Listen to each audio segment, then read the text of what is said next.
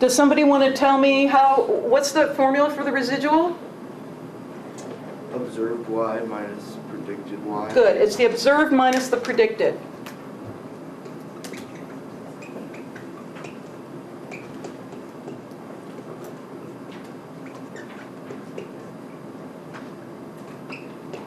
So what's the observed y when x is 16.2?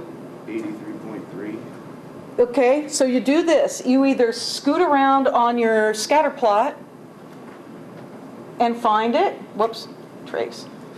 You either scoot around on your scatter plot and find it, or you can go back to the data and go, okay, 16.2, that would be right here. And the observed y is 83.3. You with me? Mm-hmm. Okay? Now, how do I get the predicted y? I love this Go to the stuff. line and put it in. Okay, good.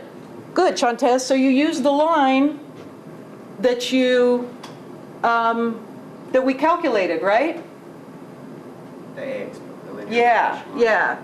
So if you're using your calculator, you want to be on the line, okay? And then you type in 16.2.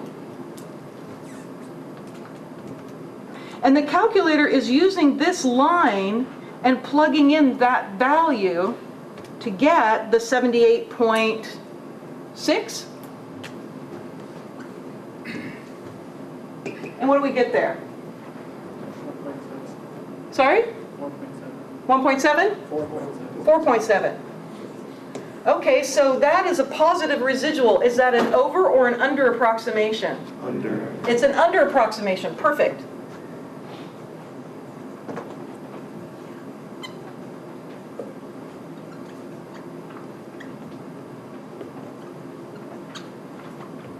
So it means that the line is underneath this particular data point. Okay? How do we get the observed y again? The observed y comes right from the data. The observed y comes right from the data. So there's 16.2, 83.3. Okay? Okay, so what is the temperature? What is the temperature when crickets chirp 17 times per second? How did you do that? Go ahead, I Mike. just went down to the line and then typed in 17 for x, and then the y value is Okay, good. You're on the line. You type in 17 for your x value. You hit enter, and it's 81.2.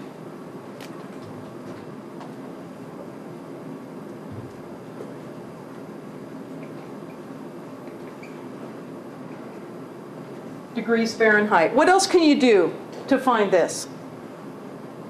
Go back to the equation and just plug in 17.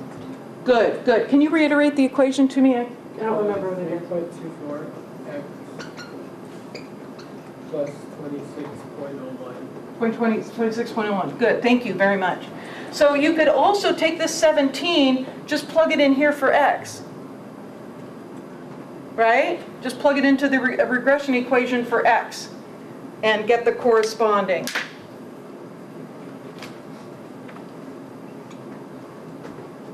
Do you get the same to one decimal place? Yeah. 81.2? Either way, calculator, or you can just stick it in. The calculator's doing the same thing. It's just putting it into the regression equation, except it's using all the decimal places. Here you wouldn't necessarily use all the decimal places. Okay? Okay, so What's the other way of doing it besides that? you can either put it in the regression line or type it into your calculator when you're tracing across the regression line. Okay. Trace, predict. Okay, so let's say I want to predict the temperature when crickets are only chirping 10 chirps per second. What would you say to me? possible? How come? It would be really cold. It's not good. Okay. Okay, so if crickets, maybe crickets don't even have the possibility of chirping only 10 times per second. Who knows? I don't know. Don't know that much about crickets. But why can't we estimate temperature when crickets are only chirping 10 times a second? It's outside the scope of the ground. It's outside the data. We don't know what's going on there. We're not going to go there. Right? Okay, and so crickets probably only have the potential of chirping a certain number of times, right? There's got to be a bottom and a top. It's like, how many breaths can you take in a minute? Well, there's a minimum you have to take before you pass out, right? And there's a maximum that you would be able to physically accomplish. So I'm sure crickets are the same. Okay? All right, so the next thing, let's see. So we got one residual. Let's calculate the sum of our squared residuals.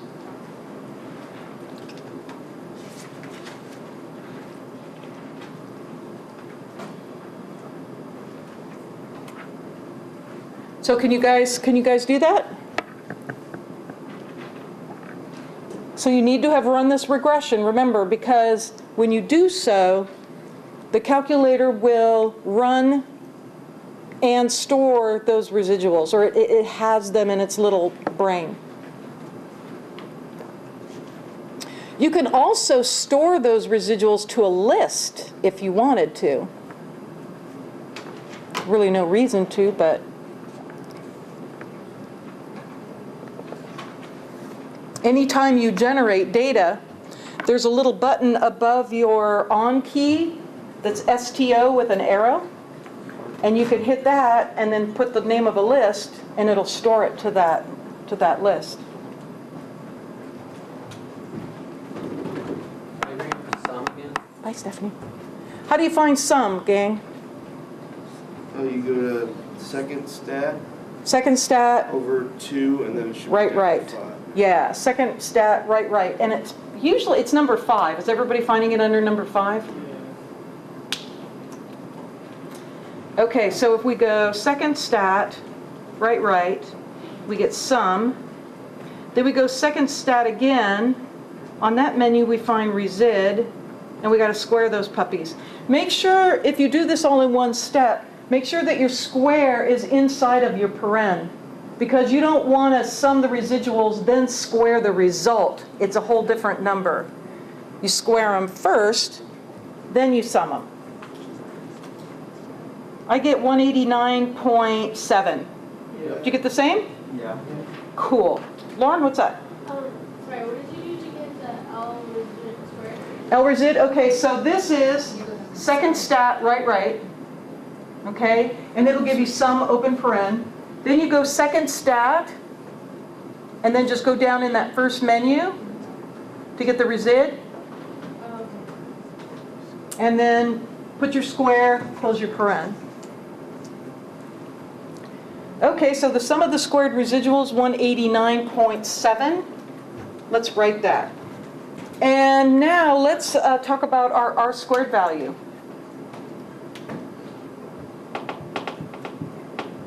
Oh.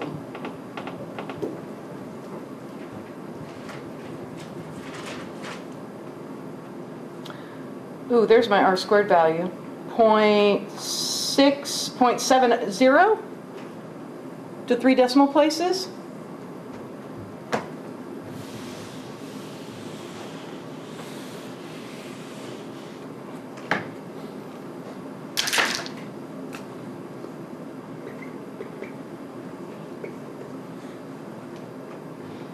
So we want to estimate temperature. Okay? So we take a whole bunch of dates, we just calculate the average temperature over all those dates. If crickets are chirping, whatever. We're just going to report that average temperature. Not a very good estimate, right? Not a very good estimate. what happens when the crickets are doing this or that. We're just going to report that average temperature. Okay. Now, how much better than this average are we doing by bringing cricket chirps into the mix? Okay?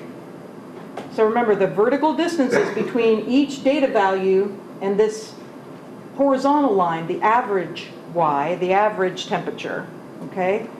We're improving that. We're taking out 70% of that total vertical distance by bringing cricket chirps into the mix and calculating our regression line. Okay?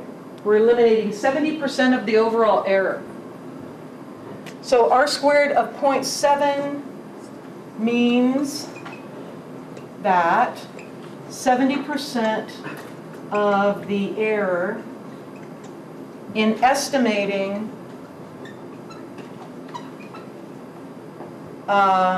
temperature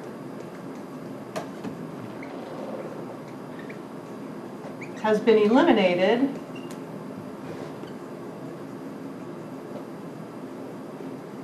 by using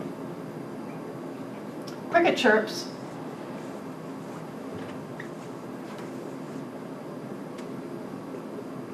and again, cricket chirps are Y hat, the line,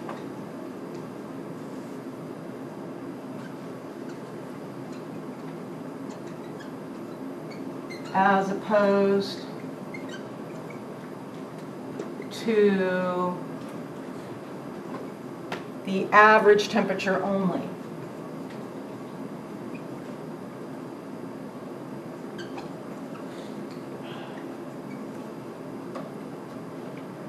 Which is Y bar.